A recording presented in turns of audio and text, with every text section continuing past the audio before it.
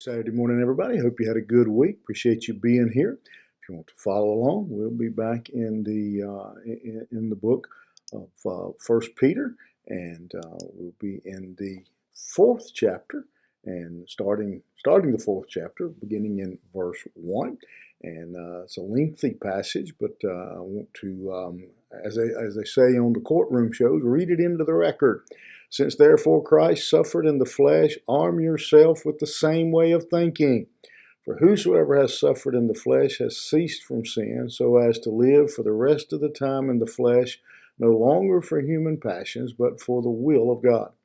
For the time that is past suffices for doing what the Gentiles want to do, living in sensuality, passions, drunkenness, orgies, drinking parties, and lawless idolatry.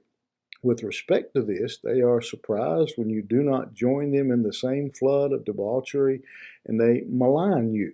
But they will give account to him who is ready to judge the living and the dead. For this is why the gospel was preached even to those who are dead, that though judged in the flesh the way people are, they might live in the spirit the way God does.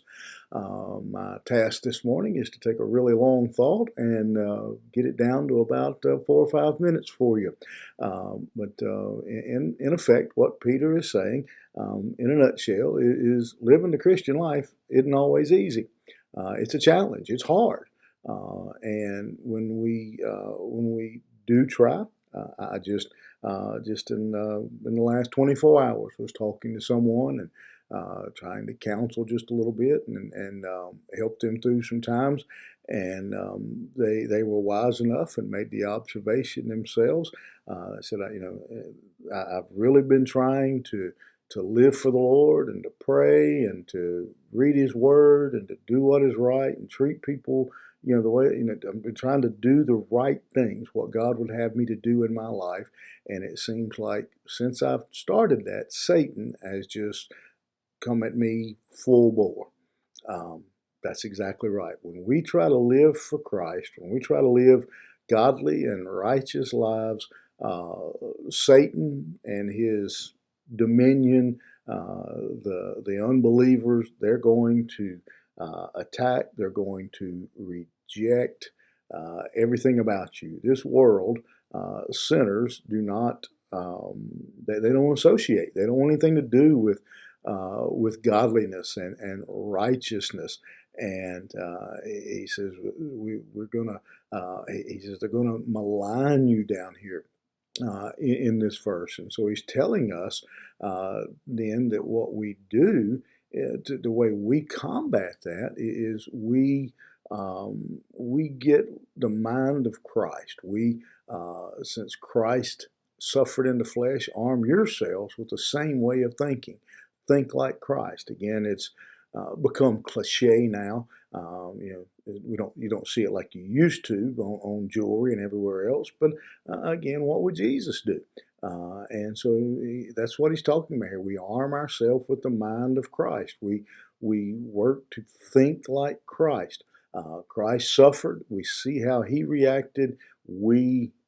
Handle we handle suffering. We handle persecution in the same manner. We give up sin, he says. We cease from sin.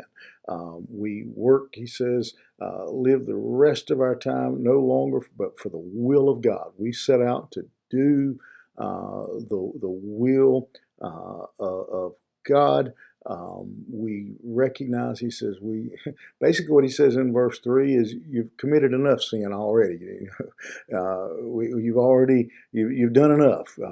Sensuality, passions, drunkenness, orgies, drinking parties, lawless, idolatry. He says you got enough sin. You've committed enough sin. Quit it. Let's do better. Be ready, he says. Don't be surprised when the world is.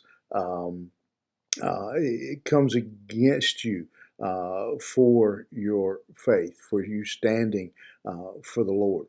But you have for me the key point in this passage is this one statement: to arm yourself with the same way of thinking. Think like Christ. How did Christ think? What did he do? How did he handle persecution? He hung on a cross and said, Father, forgive them. He loved people anyway, but he didn't stoop to their level. He continued to be holy. He continued to be righteous. He continued, as he said over and over, to do the will of the Father. And that's what he said. Peter says here that we live the rest of our time doing the will of God.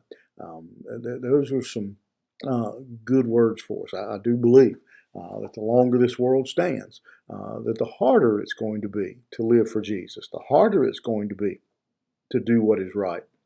And so we need to arm ourselves with the mind of Christ.